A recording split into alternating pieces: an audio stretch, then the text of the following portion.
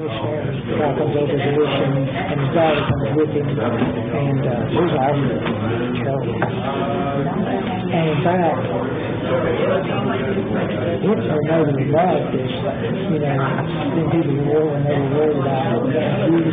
Yeah, he said that they didn't know they lifted finger when they did that to the, and the Germans were down there at the time, and so allied with Alabama. And in this book, there's some German soldiers who are appalled, and they sneak some pick up on pictures, they sneak them out of the country, you know, what happened. But anyway, but that was kind of, I thought, what a foreshadowing that was. So look at the things that they do to right now.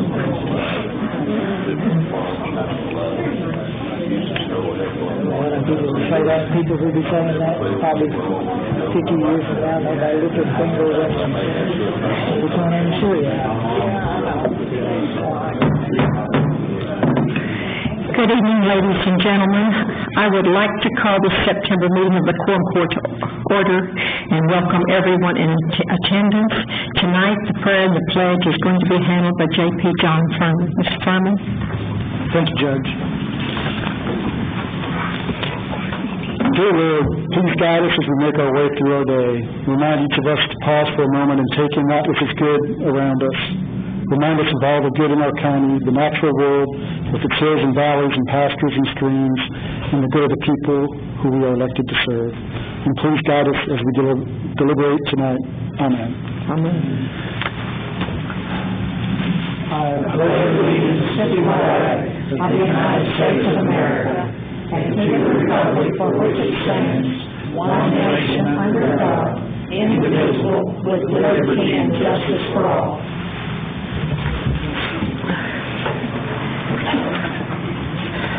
We're all aware we have new mics tonight, so we'll all be making mistakes, but we'll live through it and we'll all learn to operate them. So I can keep mine on all the time. Y'all have to play fair because there can only be 8 on at one time, so please turn them on and off if you can. Karen, would you please call the roll? Ron Amon. Here. Rex Bailey. Here. Harvey Bowman. Here. Candy Clark. Here. Rick Cochran. Here. John Furman. Here. Barbara Fitzpatrick. Here. Ann Harbison. Here. My thing won't come On. There it is. My thing won't come. Here. Tom Lundstrom. Here. Eva Madison. Here.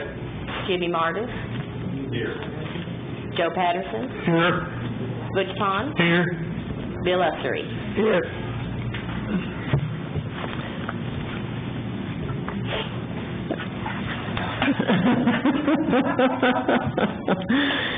But do you have all of you have the changes to be made in your agenda? You have the adoption of the agenda in front of you. So if there's any changes to be made, if none. Did we set this front? I have a motion and a second as is. All in favor say aye. Opposed, same sign. Approval of the minutes.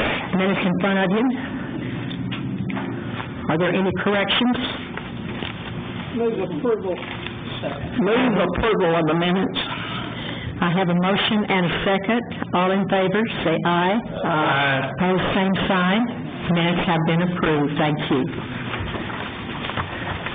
The next thing we have before us is our finance report. Candy. Thank you, Judge. 6.1, please, George. Yes, ma'am. A resolution endorsing the participation of ORC Products, Inc. in the Sales and Use Tax Refund Program authorized by the Consolidated and Single Act of 2003 and Arkansas Code Annotated 15-4-2706D. Whereas in order for a business to be eligible for the investment tax incentives contained in Arkansas Code Annotated 15-4-2706D, the governing body of the municipality in which the business is located must pass a resolution endorsing the participation of the business in the tax refund program. And whereas Arkansas Code Annotated 15-4-26D provides that the governing body of the municipality must specify that the Department of Finance and Administration is authorized to refund local sales tax to a business participating in the tax refund program. Whereas American Tubing, Inc. of 2191 Fort Avenue, Springdale, Arkansas wishes to participate in and be eligible for the investment tax incentives contained in Arkansas Code Annotated 15-4-2706D due to the construction of its facility in Washington County, Arkansas. And whereas American Tubing, Inc.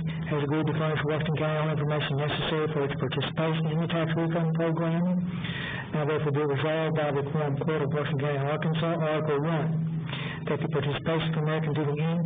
in the tax refund program contained in Arkansas Code Annotated 15-4-2706D is hereby endorsed, and the Department of Finance and Administration is authorized to refund local sales taxes to ORC Products, Inc., and this resolution shall take effect immediately.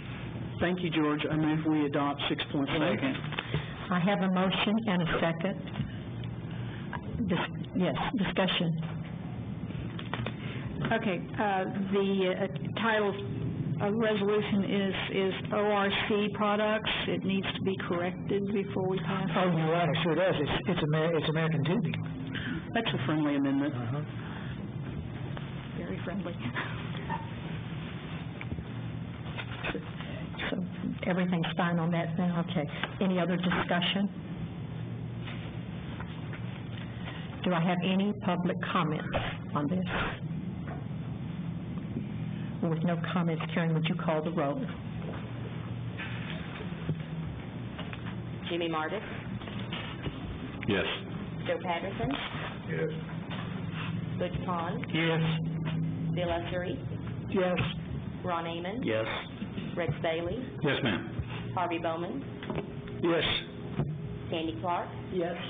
Rick Cochran? Yes. John Furman? Yes. Barbara Fitzpatrick? Yes. Ann Harbison? Yes. Tom Lundstrom? Yes. Eva Madison? This resolution is adopted. Judge, I know also, in Article 1, it represents ORC also. So, Barbara made that friendly amendment, too. okay. Oh, you did, it got it in the body, too? There you go, okay. The next thing we have is 6.2. Please, George. All right, see if we can do this.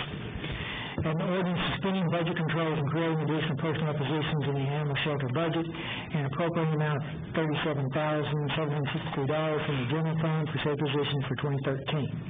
Article 1. Budget controls are hereby suspended, and 2 additional personnel positions are created in the animal shelter budget of the general fund for 2013. Animal shelter, veterinarian position. Vet tech, kennel supervisor position, grade 17. Article 2. There's hereby appropriated the total amount of $37,763 from the general fund to the following personnel line items in the animal shelter budget for 2013. Animal shelter, full-time salaries, $20,193. Full-time salaries, $9,198. Social Security matching, $2,249. Non-contributory retirement, $4,374. Health insurance, $1,650. Life insurance, $99. For a total appropriation of $37,763. Thank you, George. I told the judge last month when this did not pass that I would be more than happy to bring it back, and I am. These 2 positions are needed at the shelter. They've been needed since the facility opened, and I'm very pleased to be supporting them. Before I make the motion to ask you to pass this chunk of money, however, if you don't mind, Judge, I have 2 announcements. As of today, the Animal League of Washington County is ready to buy and install the fencing that the county shelter needs. We can start that project in 2 weeks. Also, we have received a $15,000 grant from the Walker Foundation, which is a matching grant, to buy the blood analysis machine that's needed in the clinic. We have to raise approximately another $8,000 to $10,000. We are committed to doing that, and the League will deliver this piece of equipment by Christmas.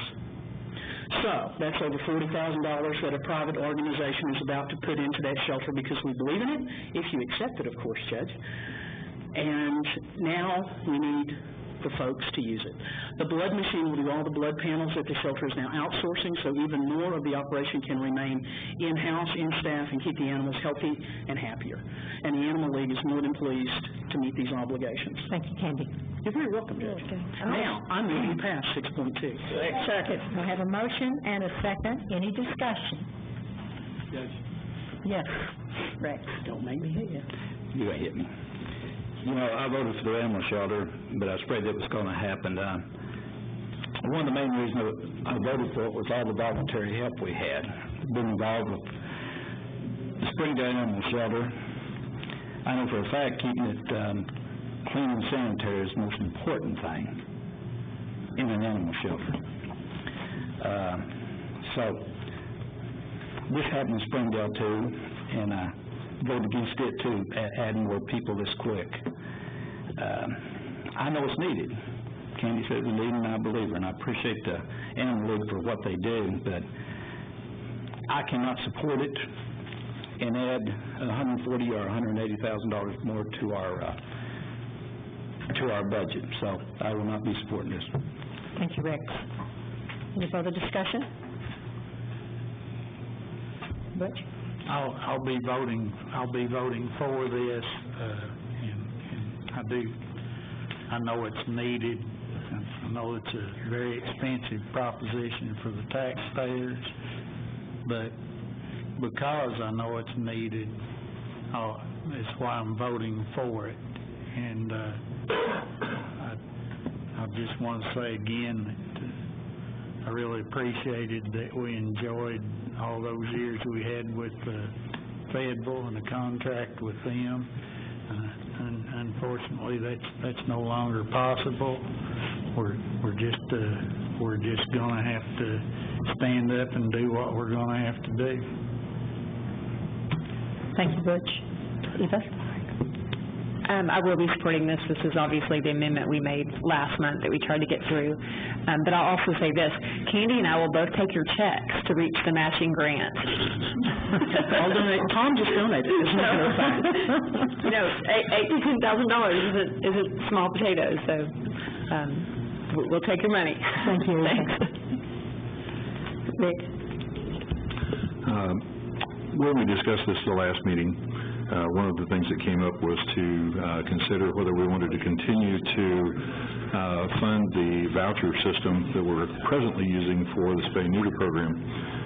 If we are going to bring a full-time veterinarian in, we give ourselves the latitude to continue with what we're doing now and also pick up some of the slack on that. I'm wondering if it is not also wise to add to this ordinance the elimination of that $40,000 budget item that is for those vouchers, because then we will be doing our own in-house spay-neuter program, and that will help offset the cost. So I will offer that as an amendment to 6.2 to eliminate the voucher program from our budget and use that money to somewhat offset the additional costs of the employees. Is there a second? I guess it's my motion. He made the motion, so it needs to have a second before we can. I mean, that motion is in order. It needs to be seconded. I'll second. So now we need to discuss and vote on the motion. And we've got Candy had her hand raised. Yes, Candy. I want to do exactly what you're talking about doing. We talked about bringing the spay-neuter program back in the shelter and using that $40,000 to support it. What I am hoping is that we can finish out this year the way we are, and then when we hear the shelter's budget in, I think, next week, they can make that adjustment themselves and put that $40,000 into the clinic and use it for the spay-neuter program. So I don't think, George, if they did that in the budget, would we have to amend this ordinance?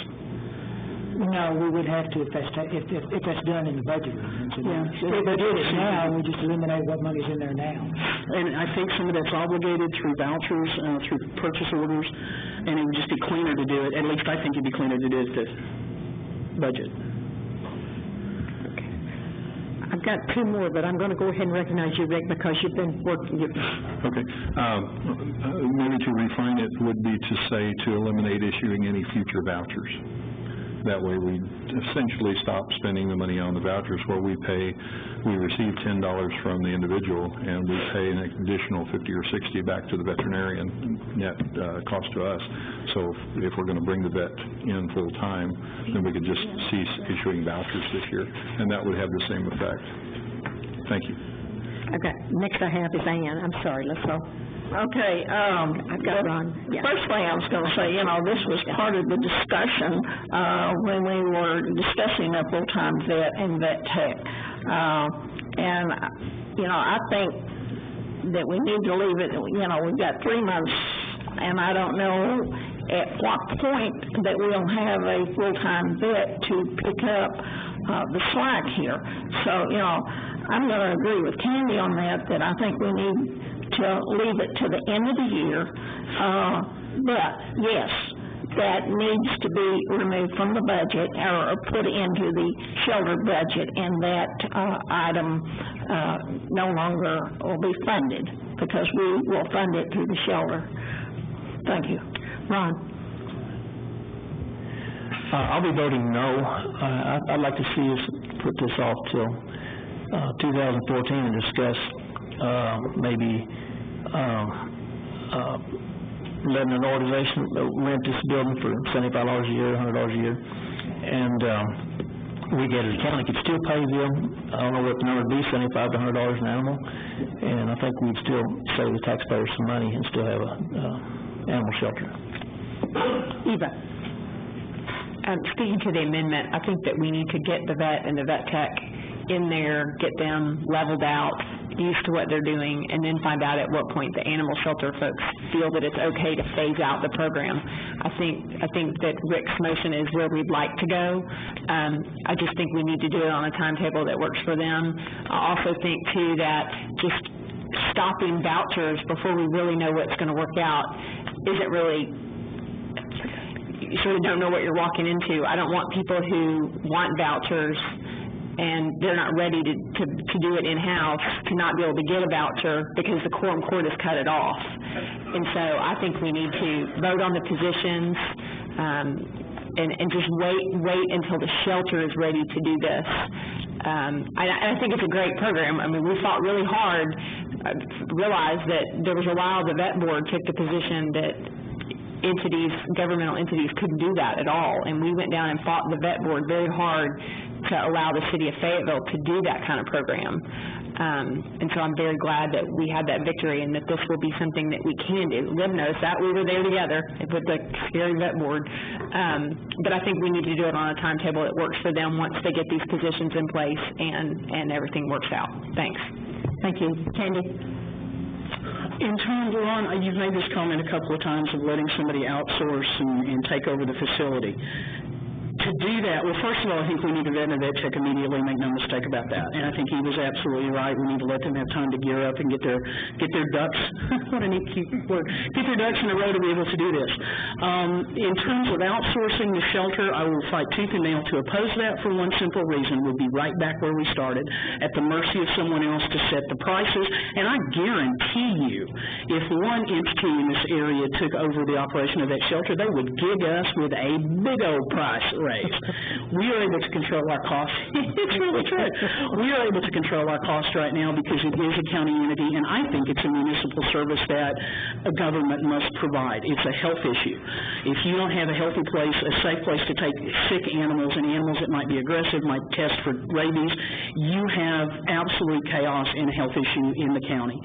So if outsourcing was something, as a matter of fact, the judge had her committee look into, the costs were prohibitive. And we don't need to get back into that. Fayetteville was just about to raise the rate from $85 an animal to $125 an animal when they said, wait, this is ridiculous, we need to be housing our own animals. So now I think we're taking care of animals for well under $125 a pop. I don't know what the numbers are, but we are much more efficient. This is a position, the full-time vet position is one we've needed since the get-go. We now have the numbers to prove that. A shelter, another vet tech is also needed because one person cannot support what the work that's going on down there. We have a premier shelter in this area, and I want to keep it that way, and these two positions are almost a must. And I understand, Rex, what you're talking about with volunteers, but that's not going to volunteer and come down there and do that. This is specialized work. We are not asking for another kennel supervisor, which can be filled easily, and I'm not jumping on you. We're asking for very specialized personnel who do very specialized work that I couldn't do. None of us could do. I mean, I went to college and everything, but it doesn't say vet after my name. So I really hope we show some consideration, especially when there are organizations out in the community trying to save the county money to put other things in that shelter that will never come through this body because we will never have to appropriate the money for it. Thank you, Ken. So, Ron, I'm telling you, that's a bad road to go down, to outsource. Rick, did you have your hand up? Okay, Rex? Yeah, Kenny, I agree with you on the vet and stuff. I mean, I'm not going to vote for it, but my point is that, you know, we had all these voluntary hours, but yet we cut the animal shelter's hours back. Springdale never done that. Well, I'm just telling you, here's what I'm saying. Springdale's never done it. I contact them, and so with all these voluntary hours and all this stuff, we should not have cut back the time. That's my point. That's why I said it. I called the question. Now, Rick, were you changing your motion or your amendment? I don't know that it ever got a second. Yeah, it did. Okay, Rex seconded it. It was basically because of the outstanding vouchers that were out there trying to, you know, stop the funding of that account. You really can't put the brakes on it because people have the vouchers in hand. So basically, I was asking to amend it so that it's more clear that we would just basically stop issuing vouchers, which would make a clean break. So your motion is to amend this to add that we stop issuing vouchers from the spay neuter program? Correct. And if Rex, will you second? Second. Okay. I have a motion and a second on your amendment. Any discussion on the amendment? We're voting on the amendment, right? Yes. Yes, Jim. Real quick, what does the animal shelter say about that? I know we're having a great conversation about doing that. I mean, is it appropriate for them to speak up right now? Because whoever wants to talk, I just... Push the button in the middle, Angela. The red button.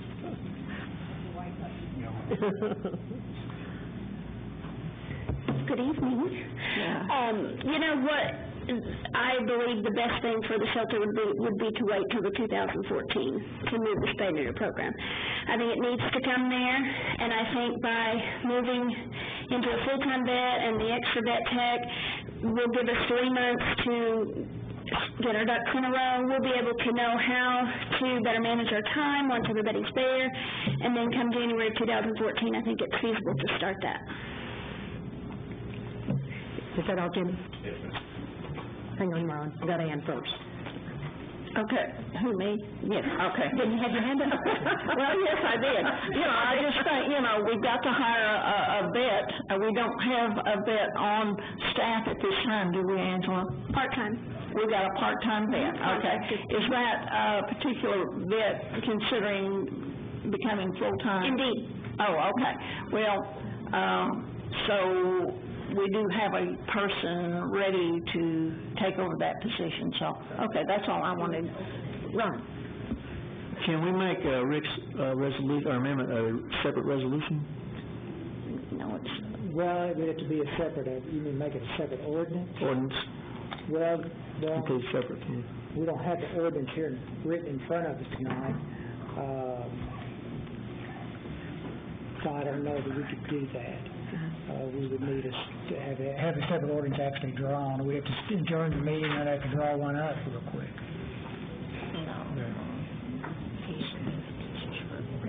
Ron, since you have interest in taking it as a separate route and with your statements as far as the voucher system, I would withdraw that and we can take that up at County Services. Okay, so I'll withdraw the motion and we can take that discussion up at County Services next meeting. So now we're back to the main. Just FYI, we have the judges' budgets the 23rd, so we can start talking about it next Monday. Yeah. Okay, any other discussion? Karen, would you call the roll, please? For the main motion. Jimmy Marvis? Turn it down, yes. Joe Patterson? No. Butch Pond? Yes. Bill Essery? Yes. Ron Amon? No. Rex Bailey, No, ma'am. Harvey Bowman, Yes. Candy Clark, I would love to cancel you out, yes. Rick Cochran, No. John Furman, Yes. Barbara Fitzpatrick, Yes. Ann Harbison,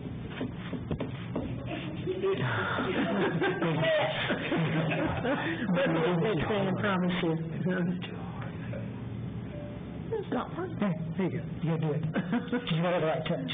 Tom Lundstrom, Eva Madison. Yes.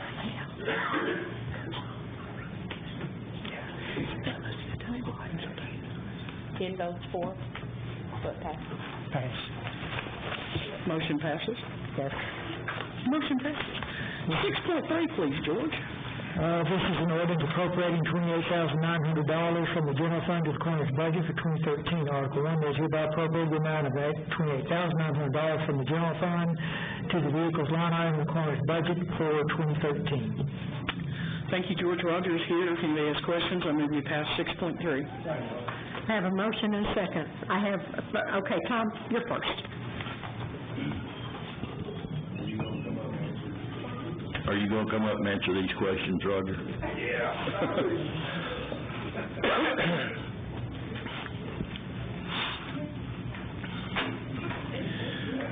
Push that little button in the front of you. Yeah, you do. Turn it. All right. We just reviewed the sheriff's budget the other evening, and the Tahoes that he is purchasing is $25,300. And I assume the difference is his are two-wheel drive and you're wanting a four-wheel drive. Yes. And I know that your chief deputy coroner is driving a two-wheel drive. Yes. Tahoe. So we're looking at about $4,000 more money for this one than if you bought the two-wheel drive, plus more money for maintenance, et cetera, down the long road, I would say. So anyway, and I'm sure that sometimes when you guys show up for a call, there's already a two-wheel drive Tahoe sitting there. It says Washington County Sheriff's Department on it before you get there.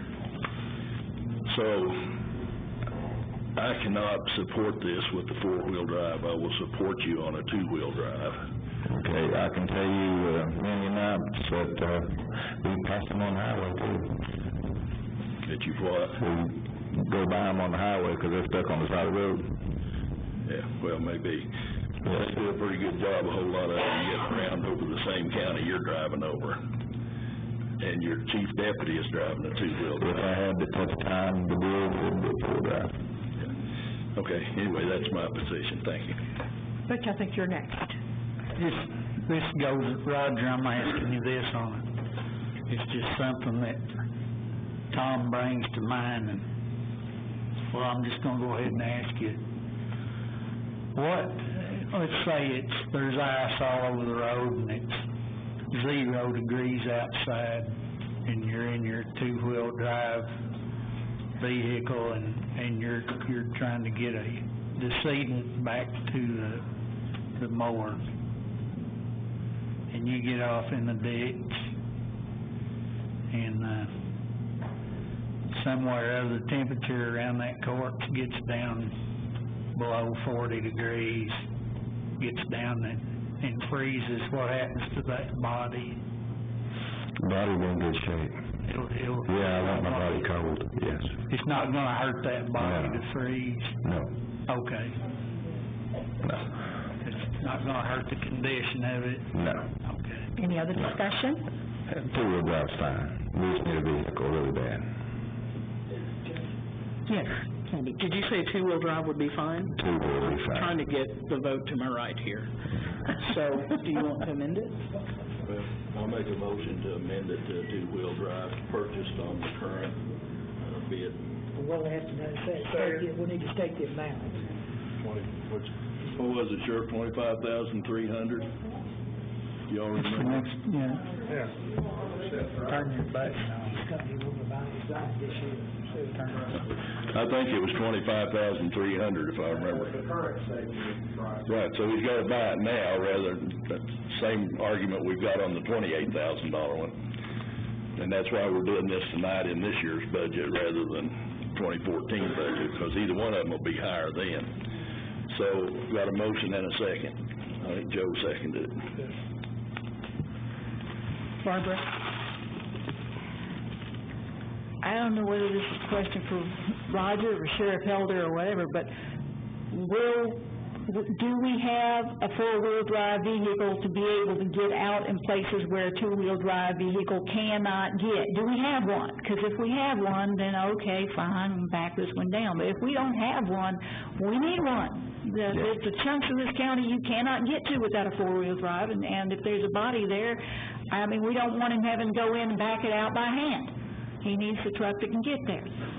I have two, and I can also say that one of them is a 2004, and I think Tim's probably been there. If it wasn't for it, we'd never been back there. I mean, we hadn't met all the way up to the axles. During these floods, everything else, I mean, don't way to get them out. But I do have two, and that'd give me two wheels, so it'll be fine. Any more discussion? Okay, now, this vote will be on the amendment, to change it from a 4 to a 2, and, Now it will be changed from 28.9 to 25.3. okay? What was the amount it was changing to? 25.3. 25,300. Turn your light on. Oh, Scott. Ann?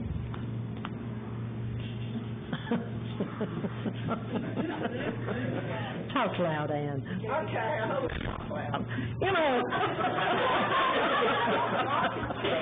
okay, I live on a farm, and I would never own another two-wheel drive. I mean, a four-wheel drive is wonderful. I have torn up dozens of trucks over the last 50 years because they were two-wheel drive, because you get stuck and you can get unstuck, but it takes, you know, my neighbors help me I stayed stuck all the time. And I just, if a man wants a four-wheel drive, I think we need to give him a four-wheel drive. Thank you. If I may say one thing, there's one advantage about a four-wheel drive, and that's nothing against what anybody's saying, because I'll take it. When we pull in someone's yard, and it's raining, and I know y'all pretty much are gardeners. I mean, everybody likes to play in the yard. Well, we pull our vehicle in that yard to load this body, and we're in a two-wheel drive, and it's been just a light dew or a sprinkle. I pull it up. Now, if I got a four-wheel drive, you just lock it in, ease out, and the yards are fine. I mean, some people really do get upset about that. We do get phone calls.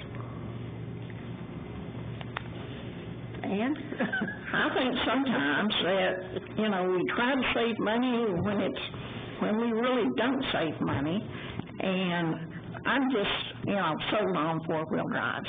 I mean, you can get a two-wheel drive standard stuck on grass.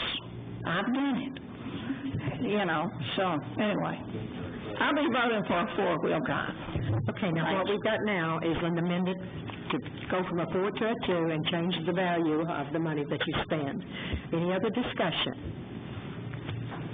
Karen, would you call the roll? Now, this is on the amendment. Jimmy Martis, Yes. Joe Patterson, Yes. Butch Pond, Yes. Bill Ussery, Yes. Ron Amon, Yes. Rex Bailey, No, ma'am. Harvey Bowman, Yes. Candy Clark, No. Rick Cochran, No. John Furman, Yes. Barbara Fitzpatrick, No. Ann Harbison, No. Tom Lundstrom, Yes. Eva Madison. The amendment passes. Yeah, okay. No, the amendment, it passes. The amendment passed by, only takes a simple majority. Oh, okay, I'm sorry, thank you.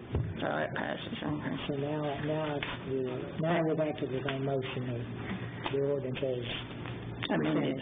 presented with, as, the ordinance as amended. The ordinance as amended. The amendment passed, discussion? the ordinance is going to pass by 10 votes if we're going to do it on one reading. Okay. Karen, call the roll, please. Jimmy Martis, We're voting on the ordinance, as amended. as amended. It'll take 10 votes to pass. Two-wheel drive. Yes. Sorry. Joe Patterson, Yes. Butch Pond, Yes. Bill Essery, Yes. Ron Amon, Yes. Rex Bailey, Yes, ma'am. Harvey Bowman, Yes. Candy Clark, Yes. Rick Cochran, Yes. John Furman, Yes. Barbara Fitzpatrick, Yes. Ann Harbison, Yes. Tom Lundstrom, Yes. Eva Madison. Yes. This ordinance is adopted. Thank you, Roger. Yes, ma'am. It's an ordinance anticipating additional revenues of $10,000 in the Environmental Affairs Grant Fund and appropriating $10,000 from the Environmental Affairs Grant Fund to the ADEQ BMT 02-12 budget for 2013. There's hereby anticipated additional revenue of $10,000 in the state's grant revenue line item of the Environmental Affairs Grant Fund for 2013, Article 2.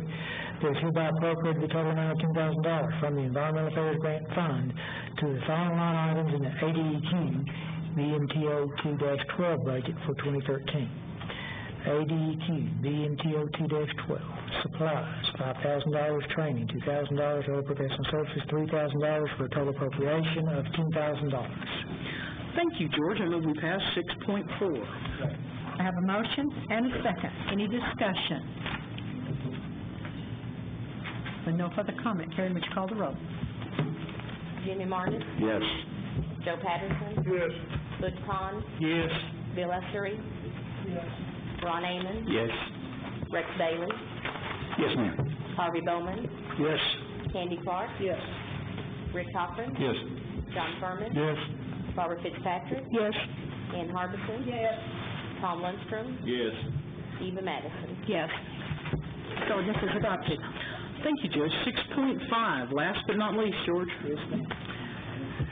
An ordinance appropriating $5,925 from the County Library Fund to the County Library budget for 2013. Article 1, there's hereby appropriated the amount of $5,925 from the County Library Fund to the dues members subscriptions line item in the County Library budget for 2013. Thank you, George. We talked about this at Finance, and Belinda Audrain, of course, has perfectly good rationale, and she's here if anybody has questions.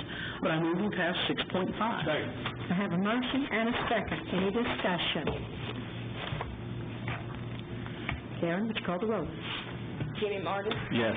Joe Patterson, Yes. Butch Pond, Yes. Bill Essery, Yes. Ron Amon, Yes. Rex Bailey, Yes, ma'am. Harvey Bowman, Yes. Andy Clark, Yes. Rick Cochran, Yes. John Furman, Yes. Barbara Fitzpatrick, Yes. Ann Harbison, Yes. Tom Lundstrom, Yes. Eva Madison. Yes. This ordinance is adopted. And with that, Judge, I turn my microphone off for Finance. The next thing on the agenda is a county judge report. Before I give my report, the assessor would like to request a couple of 3 minutes to give you a report. Jeff?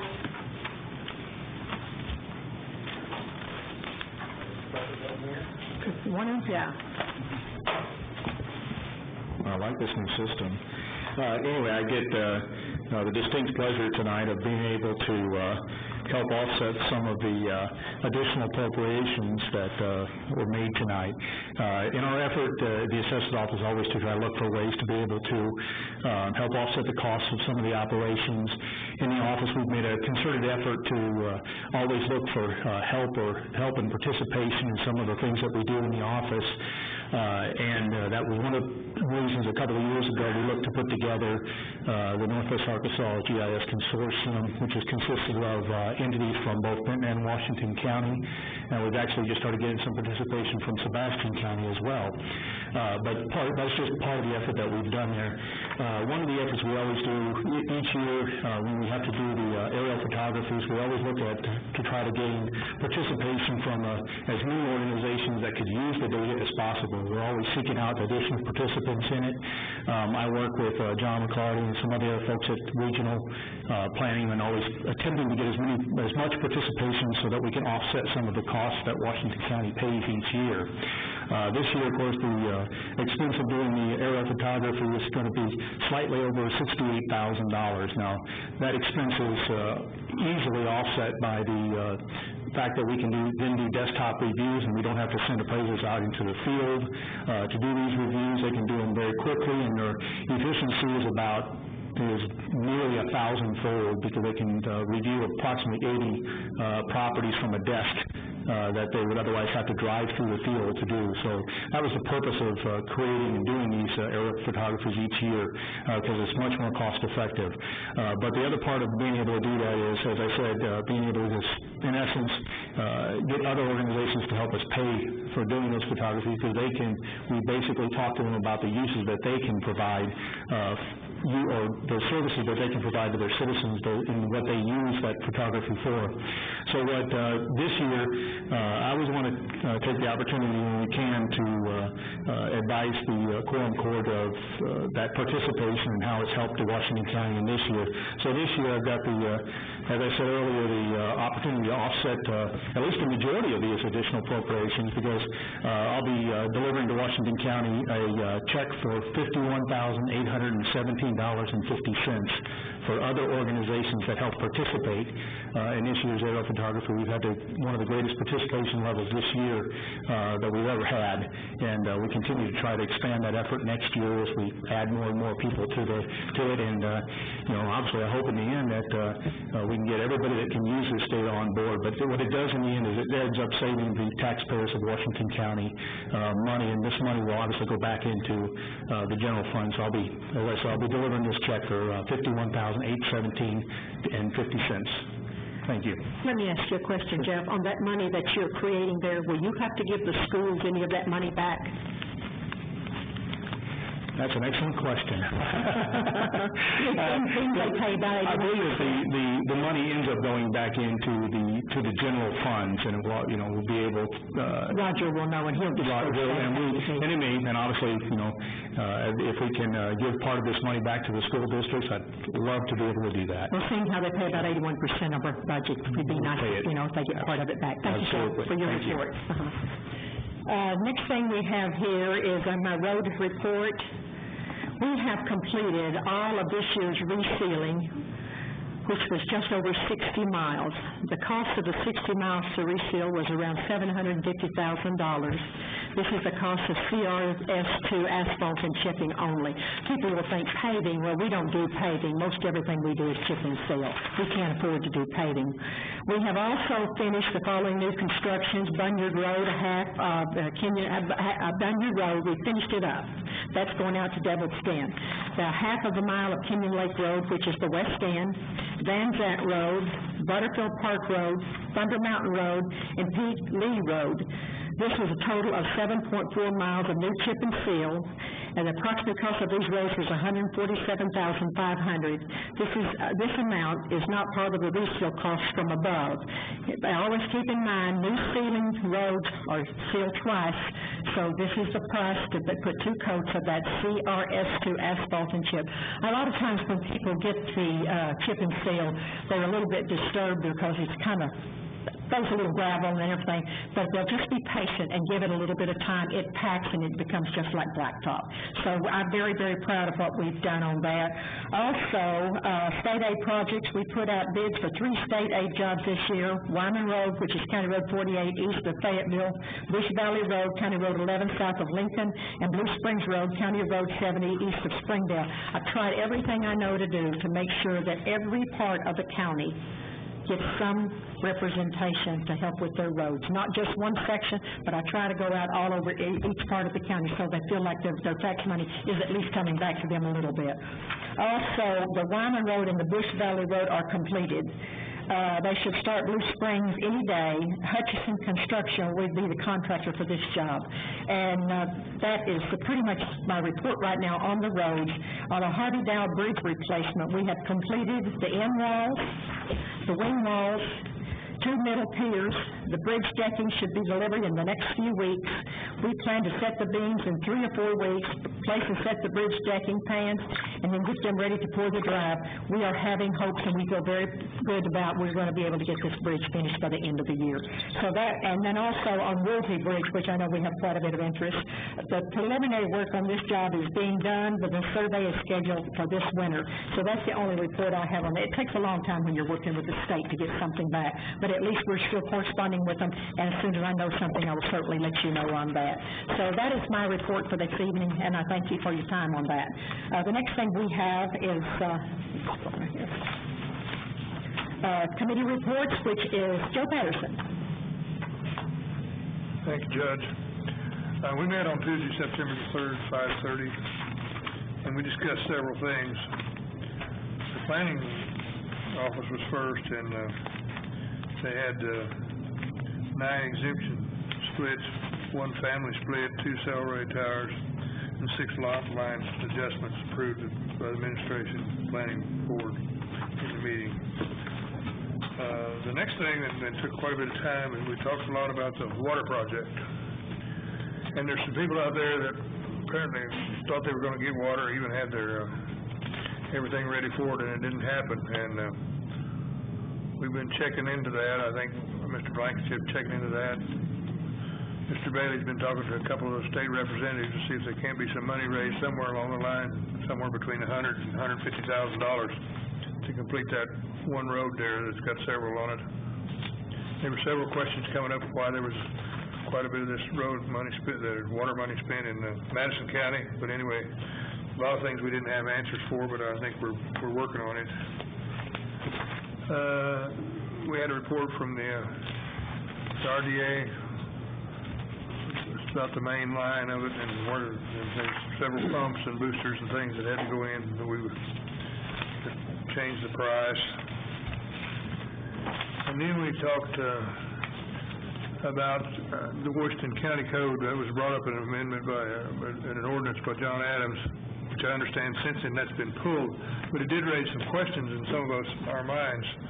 Maybe we need to look at this, so I've asked Eva to look at this. We was going to have a committee, but we don't have an ordinance, so we don't need a committee. But I've asked her to look at this and see if there's anything that needs to be adjusted or whatever. I know things change from year to year on all of this high-tech stuff, so we're going to have her. I've already asked her to look at it, and I'm sure we're busy with the budget right now. It's not a pressing thing, but she'll be getting back to me at some time. And George will be more than glad to work with Eva on that, and that way they can do the research if they need to, and they can work on it. So, I'm sure he'll be available if she needs him. Joe, could I say something? Yes, sir. Yeah, I've still got a lot of questions on this water issue, and I want to thank Ian for not giving up either.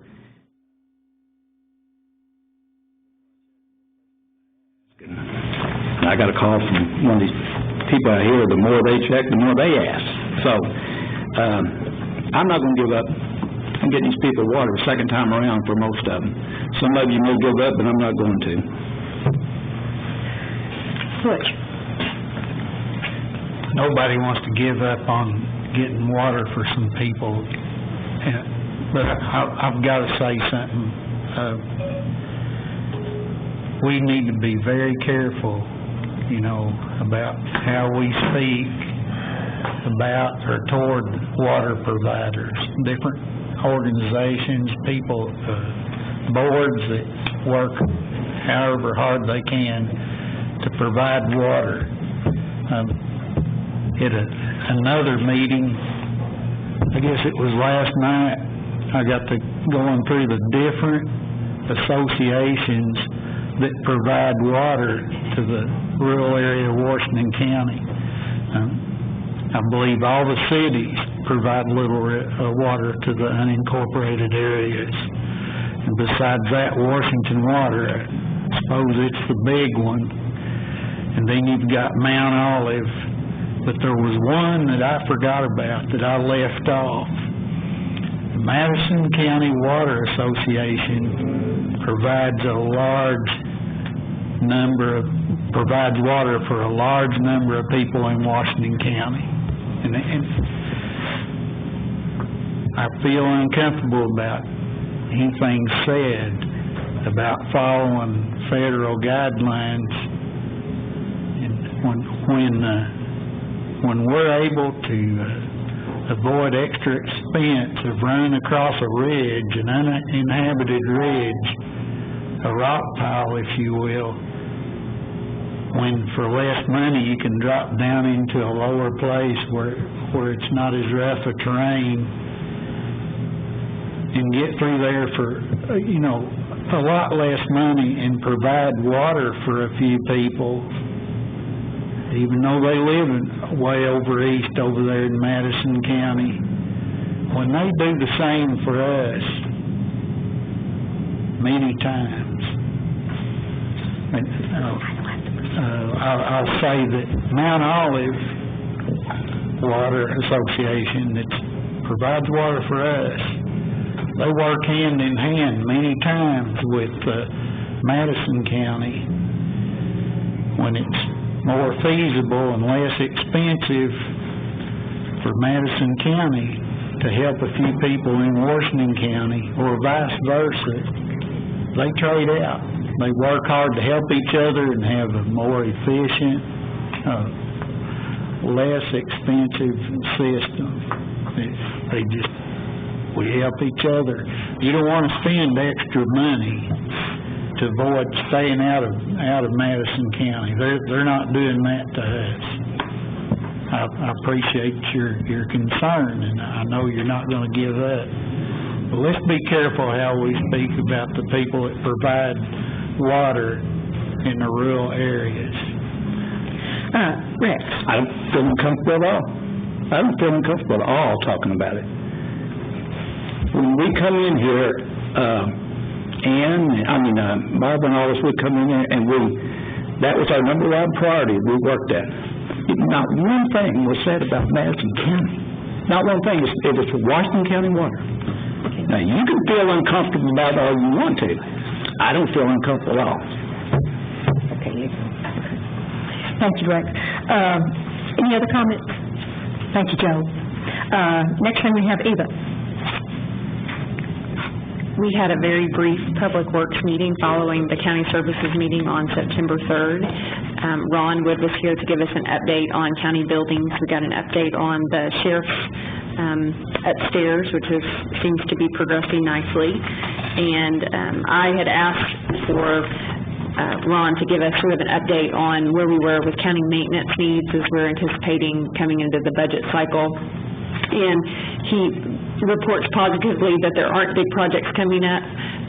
Actually doesn't anticipate many big maintenance needs, but right now it sounds like the biggest issue is at juvenile court. They're actually having to meet in this room because of the, they've been having to meet in this room because of the lack of, I think, airflow and humidity control and things like that down at the facility, but now I think they're meeting in this room because they're actually working on putting in ductwork and new units down there. So hopefully it won't be quite so hot and humid at juvenile court anymore. And that was all we had. Thank you, Eva. The next thing I have is Butch, personnel. Yes, ma'am. We had our monthly meeting and we had a report from Blair Johansson, the routine report, and then he presented a comparison of county employee salaries and current salary market, and gave us a recommendation for a raise for employees of the county. Thank you. Thank you. Mr. Lundstrom. Judge, we did not meet for lack of agenda. Thank you. Thank you. Candy, you have anything else? Quickly? Yes. The Finance Committee met on September the 10th. Income's on target. Budgets are in good shape. Sales tax is up. We also started our budget process on the following Thursday with the Sheriff's Office coming in and giving us an incredible budget detailed packet, which we appreciate a lot. So we have one checked off the list. And we meet on your budgets on Monday. I got a bunch of them. I know. I think we're taking a couple of days for your budgets. That's all of our committee reports. The next thing we have is an emergency ordinance. Mr. Patterson. Thank you, Judge.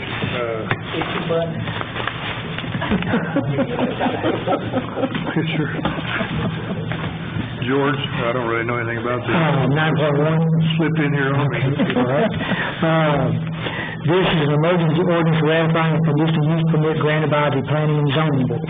Whereas the Planning and Zoning Board granted a conditional use permit on September the 5th for Sassafras Springs Vineyard, SSV, and whereas immediate ratification is necessary by the court to prevent undue delay and expense to the applicant, whereas ratification will not affect any appeal rights any person may have, and are therefore be ordained by the Quorum Court of Washington County, Arkansas, Article 1, that the conditional use permit for Sassafras Springs Vineyard, SSV, granted by the Planning and Zoning Board is hereby ratified. Article 2, emergency clause, it is hereby determined that it is in the public's best interest for this ordinance to be effective immediately, and the general health, safety, and welfare of the citizens are affected by such for the reasons as set out above. Therefore, an emergency is declared to exist, and this ordinance shall be and is effective from the day of its passage. Thank you, George. Well, I see no reason why we wouldn't pass this. I just want to grow a couple acres of grapes, so anyway. And I'm sure they need, and I'm sure that they need to, get going on it, so I make a motion that we approve it. Pass it on. I have a motion and a second. Any discussion? Any public comment? Karen, would you call the roll? Jimmy Martis? Yes. Joe Patterson? Yes. Butch Pond? Yes. Bill Epstery? Yes. Ron Amon? Yes. Rex Bailey? Yes, ma'am. Harvey Bowman? Yes. Sandy Clark? Yes. Rick Cochran? Yes. John Furman? Yes. Barbara Fitzpatrick? Yes. Ann Harbison? Yes. Tom Lundstrom? Yes. Eva Madison? Yes. This ordinance is adopted. Is there any other business to come before this court this evening? Do I have any citizens' comments? Do I have a motion to adjourn? I do. If everybody would come by my I'm desk. sorry. Please identify yourself. Just say, take a seat, please. No. Is there anyone? All right. So I have 5 minutes, 3 minutes, three. I'm here this evening for two reasons, the first of which is to comment on recent developments in my neighborhood. Let me begin by saying that several of my neighbors have, over the last several years, made a concerted effort to do a better job of getting to know each other. We have shared baked goods with each other at Christmas time, celebrated birthdays together, shared grief, and offered support at the loss of loved ones, watched each other's homes during vacations, fed and cared for each other's pets, and kept in contact with those who have moved out of the neighborhood for one reason or another. That is until one of us sought a means to bring one of their family members into our part of the subdivision via an exempt family lot split, an additional dwelling unit application to the county planning department. This neighbor maintains that she received no warning from said planning department personnel that this might cause a problem because, in her words, I was told that the county does not defend protective covenants in the county, and this is my second reason for being here tonight. She said, no one pays attention to those covenants anyway. She went so far as to say that she was encouraged by planning department personnel to proceed with her plans even after an adjoining property owner made known to her his personal knowledge of said covenants. When I and two other neighbors came to her house on a Sunday afternoon during this past Labor Day weekend, she defended her position with emails from said planning department senior planner. I visited the department in person the very next day and was met by Mr., and I apologize, I'm going to slaughter his name, Fong Pham, who proceeded to assist me by answering questions related to my property if I wanted to do the same thing. I told him they had helped my next door neighbor and wanted to know if I'm sorry, I lost my place. I told him they had helped my next door neighbor and wanted to know if I could do the same thing she was doing, even though I was under the understanding that restrictive covenants existed. He explained the county's position by holding his hand in the air with the arm fully extended and said, "Here's Washington County." Then he dropped his hand below and said, "Here are the rural protective covenants." The senior planner that my neighbor had been working with joined us in the front office, and when I mentioned the possibility of drawing legal action from other property owners in the unit, she admitted that they had already received a phone call from yet another person on the street complaining about the development sanctioned by the county planning office. When I relayed to her that the neighbor in violation of the covenants had told me that possible legal action was not mentioned, the senior planner swore to me that she had indeed warned of this possibility. I'm here to find out the truth about just how the planning department is handling these exempt lot splits and ADUs. When my next-door neighbor moved a trailer onto her lot, a direct violation of at least 3 items in the covenant, her actions not only affected me and the property values, and my property values, but potentially all of the remaining 60 property owners in our section. If that trailer had been allowed to remain, it would have set a legal precedent. And everyone's property over the entire 120-acre plus units could potentially have been adversely affected. How, I ask, is this in line with the planning department's mission statement? Rural areas are an important resource that should be developed with care in order to retain their value. We have suffered declining property values just like the rest of the nation, but most in our neighborhood have continued to spend our hard-earned money on renovations and upgrades in spite of and in support of this struggling economy. And while we still care deeply what happens to this woman, the policies and dismissive attitude of this planning department had effectively pitted neighbor against neighbor. I wonder how many other rural subdivisions have had the market value of their homes negatively impacted because of the ease and speed with which these type of exempted lot splits and ADUs can be executed. And I wonder how many other neighborhoods that have tried to foster a sense of community have had their relations sour and turn adversarial because of these potentially damaging development vehicles. Thank you. I have a FOI letter that I would like to give a copy of to the Quorum Court, and I was hoping that Ms. Ritchie would be here tonight. There is no information on the Washington County website as to who the custodian of records is, so I've been instructed to give it to the department director. Apparently she's not here tonight. No, I I just wanted on record. She is her assistant. All right. Judge, if you'd like, I can address this issue of restrictive covenants. Please. Juliet talked about this, and this is not the first time it's come up with this. We cannot enforce or recognize restrictive covenants, nor can the city. They are only enforceable by the property owners who live in them, and the law is clear on that. This is not the first time that we've run into it. I don't dispute that. Yeah. So I thought you were thinking that maybe that it could. No, I never said that the Washington County had a position that they would have to defend.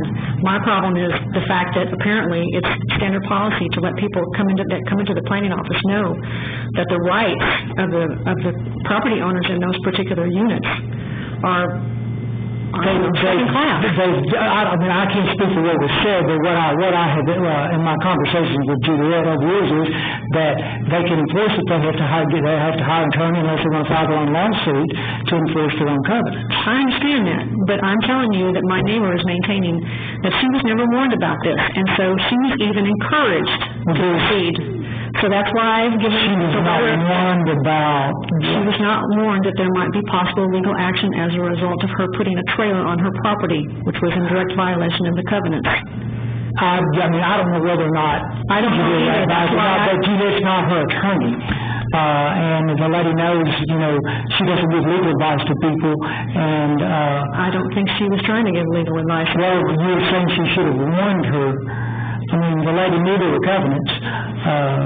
I mean, she doesn't give people legal advice, but if there are covenants on the land, she should be aware in her own right that she can get sued by trying to profit. I understand that. And if I were a planning department personnel employee, I would warn someone. Maybe you guys need to have a written statement when someone comes in and asks for these things to be done, especially the exempt lot splits, which I understand nobody has to look at besides the planning department. None of the adjoining property owners are required to be notified about what's going on. Nobody looks at, how it's going to possibly impact it or anything. Well, under our current regulation, under exempt splits, we can't notify, we're not required to notify to an administrative matter. I understand, and it's been that way for 6 or 7 years now. This is a fairly new process, is it not? No. Administrative splits have been around since 1999, a lot of since 1999. The exempt family lot splits? Been around since 1999. And they've not been required to be vetted in front of the court? Well, the Quorum Court had to pass the ordinance. The Quorum Court had to pass the planning ordinance. That was done in 1999. So it's been a little while. I was seeing stuff on your website from, when Jerry Hunton, or who was the last judge? Yeah, there were a lot of, documents from his time frame in support of these, exempt family lot splits and ADUs on the website when I went to research them.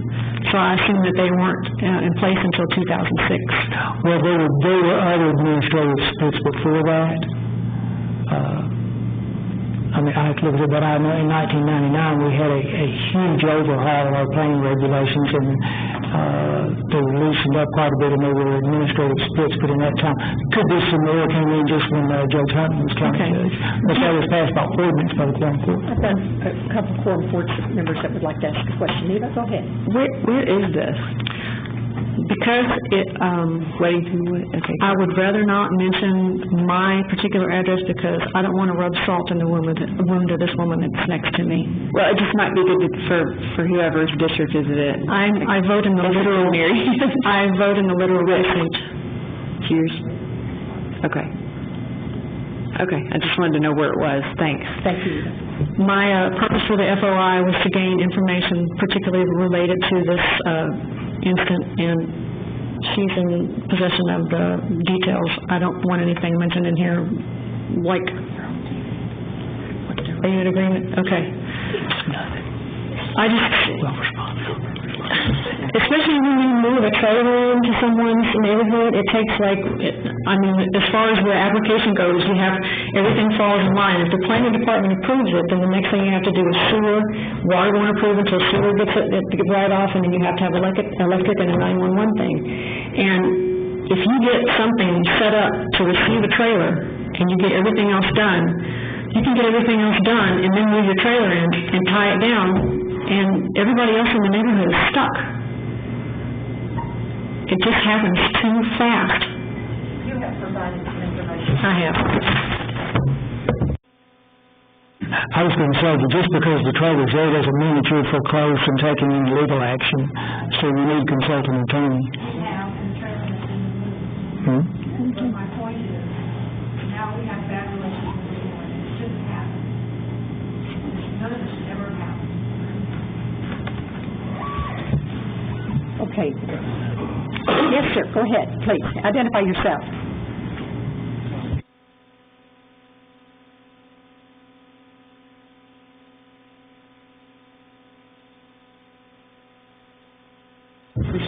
Oh, I'm sorry. I'm Aubrey Shepard, and I live in Miss Clark's district, and I appreciate all the struggles you guys go through. The last time I spoke here was the transportation meetings that lasted for seemingly many hours. Anyhow, something pleasant tonight to say. Not long ago, somebody wrote to the newspaper attacking the county judge for allegedly letting things that needed mowing go unmowed.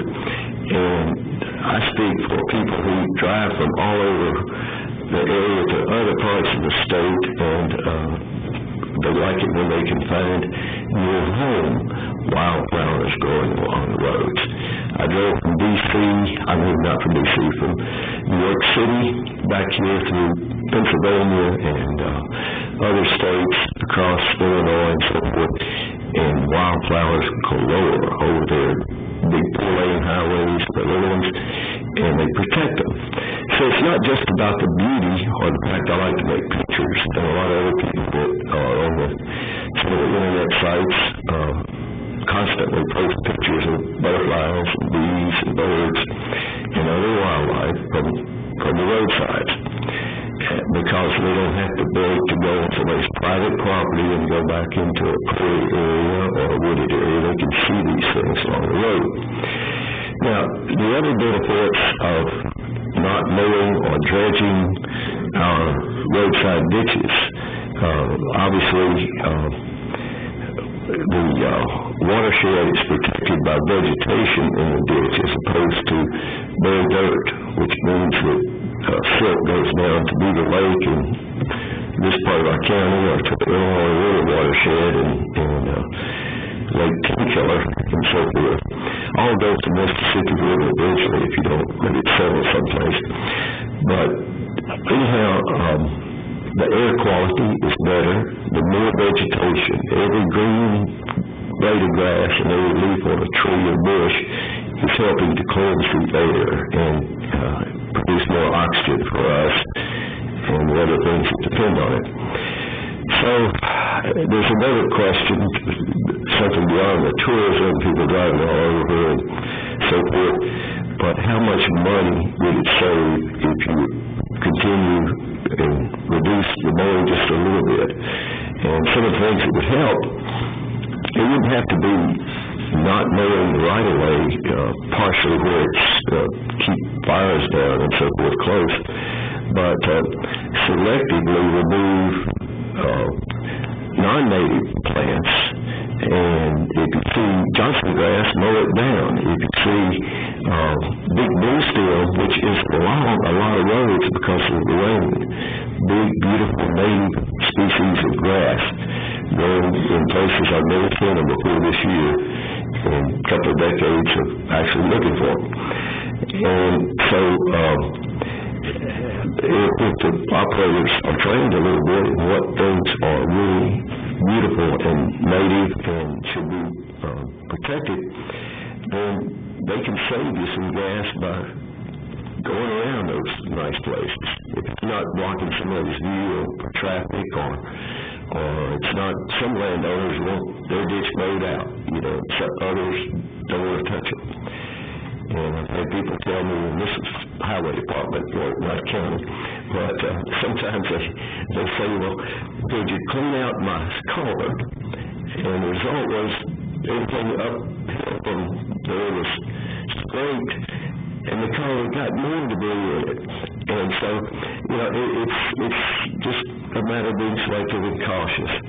So the rule for protecting native prairie plants in particular is you mow once in winter, a dry period in winter, obviously, and then you try not resist at all, any way you can justify it during the growing season.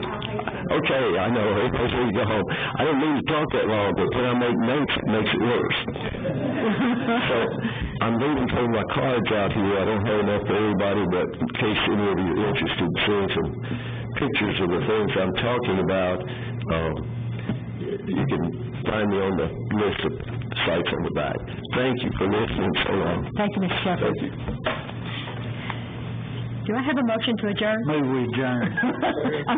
All in favor? Aye. Same sign? We are adjourned. Thank you. Well, hey, we did pretty good on our sound system. We're getting better.